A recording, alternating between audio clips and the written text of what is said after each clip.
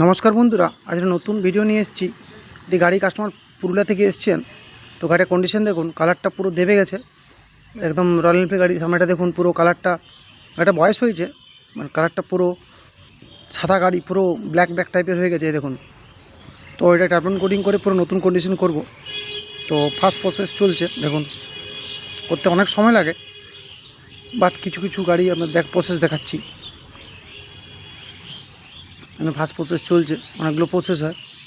তো লাস্টে দেখবেন কাস্টমার ফিডব্যাক দিয়েছেন, ওই খুশি কাস্টমার, যে গাড়িটা পুরো পুরনো হয়ে গেছে, ভাবছিলেন বিকে দেবো। একটা টার্বন কোডিং করার পরে বলেন না ঠিক আছে, কন্ডিশন খুব ভালো, আমি আর বিকবো না গাড়ি। তো উনি ভাবছিলেন উনি এটা বিকে অন্য এইরকমই রয়্যাল এনফিল্ড গাড়ি নতুন নেবেন।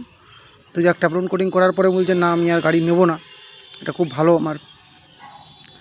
তো একদম শোরুমের মতো লুক এসছে।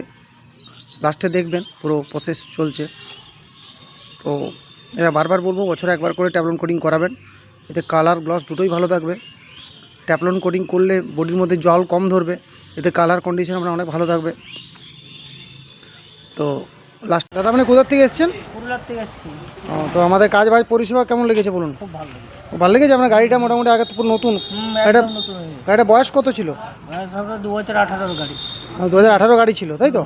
গাড়িতে একদম কালো কালো টাইপের ক্র্যাশ টাইপের ছিল না পুরো? একদম প্রপার দেখুন, একদম গ্লস নতুন, যদিও কারেন্ট নেই, অন্ধকার হয়ে গেছে, তাও দেখুন একদম প্রপার লুক গাড়ি, শোরুম কন্ডিশন।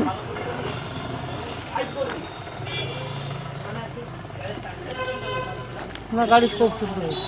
ঠিক আছে, ঠিক আছে স্যার, ওকে স্যার, ভালো থাকবেন।